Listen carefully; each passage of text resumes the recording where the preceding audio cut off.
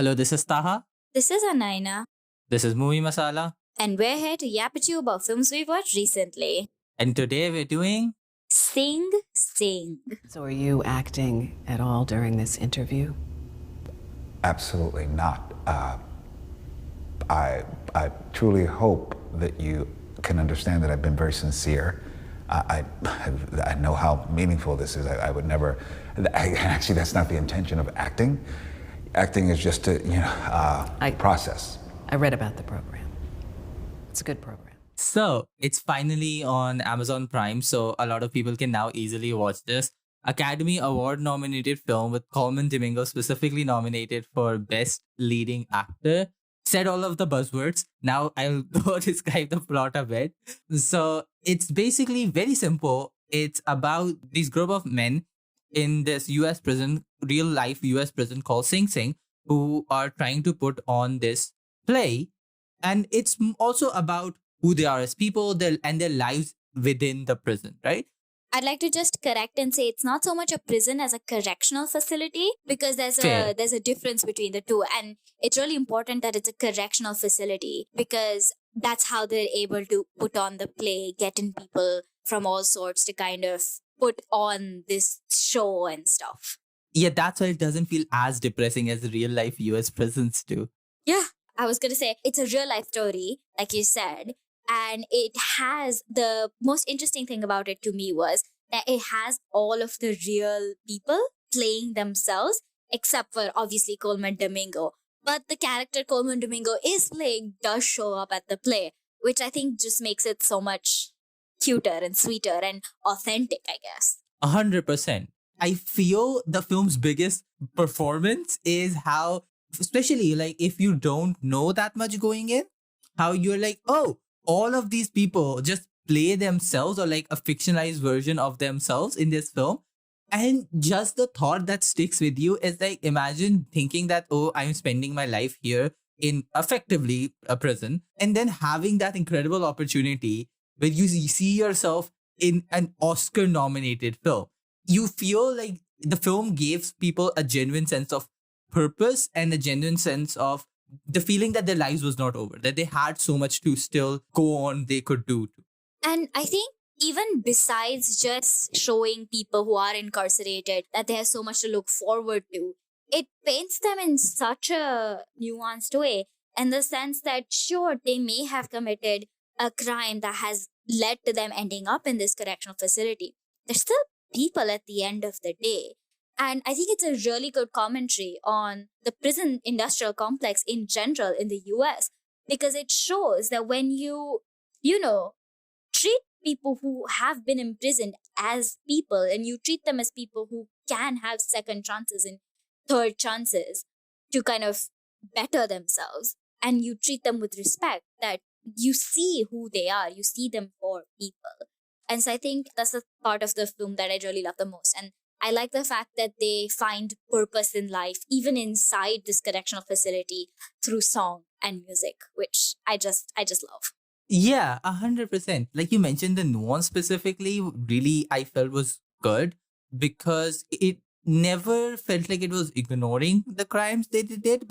And when I say humanizing them, not necessarily treating them as victims wholesale, but actively saying that they are still people, they are still human and deserve human treatment, because there are some very basic things that we should all agree human beings deserve. There's just a certain level of dignity and respect that no matter who they are, human beings just deserve. Otherwise, we kind of lose ourselves as a society, right? I think that's me making a grander statement, but I feel the film does give you some of that, right? No, 100%. The film does speak to that exact notion through the kind of way that it depicts it. And I just like to go back to Colman Domingo, because my God, that man is such a good actor.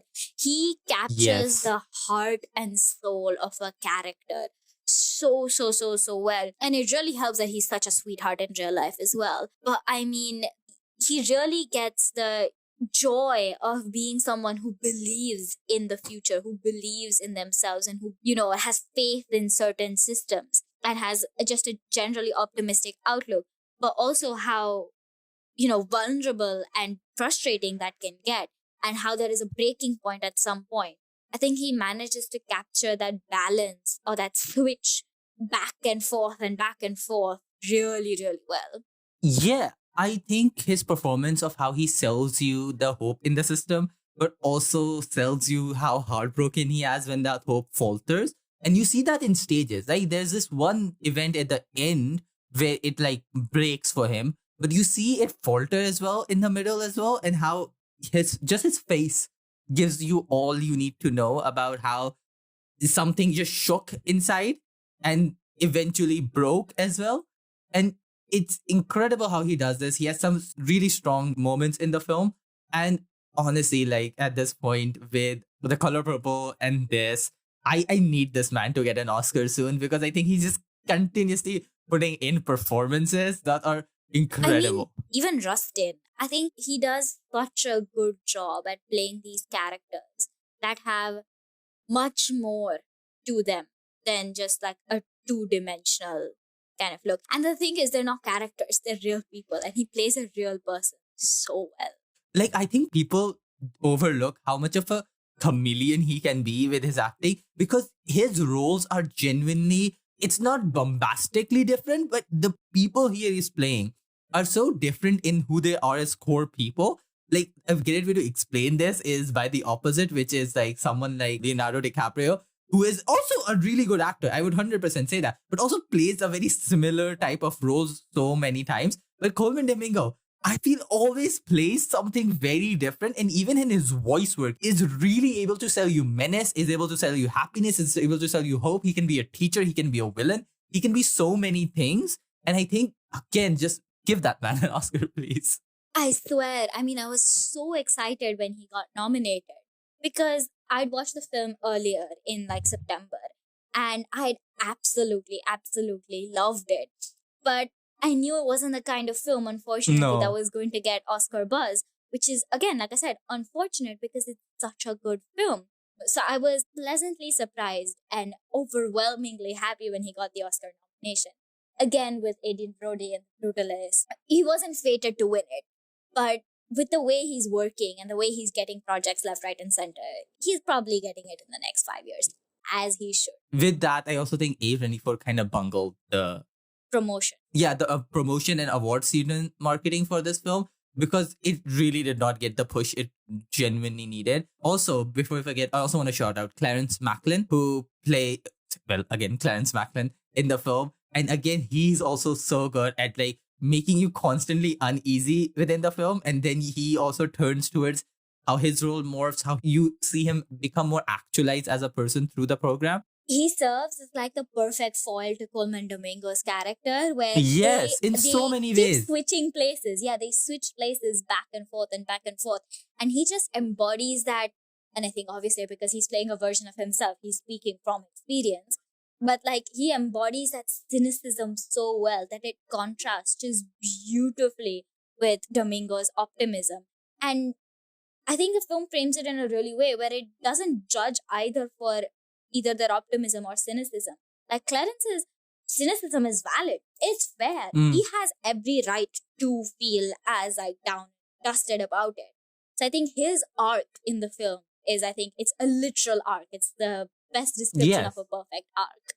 Yes, 100%. And I think everything just comes together with the screenplay as well, which again, what I feel does the best is it's about the theater too, but it's more about the people in them. And it makes you understand what life inside feels like and really gets to the core of like how it can make people feel like they have nothing outside to really live for and just fighting against that, basically. I think that is where the essence of this film really lies. Yeah, and I think towards the end, I love the inclusion of the clips and photographs from the actual like production of the play. I'm a sucker for this is the true life story. Here are pictures from the actual thing in like a non-documentary film. So I just really loved it. And in doing so, I think it pays homage to the people. Basically, all the actors in the film who are playing themselves have given their lives to the public to see, opened themselves up in ways unimaginable for the public to see. And, you know, it's all testament to the art. It's all testament to the theater and the music and stuff. But I'd like to give them credit where credit is due, and so does the film. This is a very brave thing to do. Not everyone can do it. And I think that's the cherry on top for this film. Yeah, it's also a very hard thing to do as well, not to mention, because you have to create this weird sense of barrier and like acting like you're acting as yourself, acting in another thing. Like there's just so many layers to it, and never does it feel disingenuous. Never does it like really stray away from everyone having their own unique personalities. That feels like it's predominantly there. And also, like, this is predominantly a cast of people of color, right? And I feel that is also, like, I think very well integrated into the script. So it feels a very holistic film, I think. Yeah, I think it also paints a very nuanced picture of Black men's lives because they're the most criminalized group in the United States. And a lot of the times, unjustly, unfairly, and incorrectly. And I think this film is again also kind of like a way of not showing, not even telling, but like doing them justice in showing their complexities, which often go kind of mistaken or unheard or unseen. Yeah, 100%. And I think Greg Quater, who directs and co-wrote this film, like this film was 8 years in the making, right? So I feel that is where it also comes together, where because you knew every step of this film, kind of, so like the entirety of like writing and casting and everything, you knew what you were doing. You were able to do it that holistically, right? You were able to make sure everything fit that seamlessly together that well. And I think, yeah, again, it's a very well crafted film. Honestly, a film that feels hard to be like, this is an issue with the film. Yeah, I could feel like there are things it could definitely elevate even further, but there's not any real glaring It's any just issue with nitpicking. this film. It's just nitpicking. Yeah, it's nitpicking, and it's like, yeah, it would be hard for anyone to see this and not emotionally resonate with it in some way. Yeah, agree. Yeah. Absolutely. So those are our thoughts. Thank you for tuning in. This podcast is produced solely by us with musical assets from Pixabay. Thank you for tuning in. See you again next time. Bye.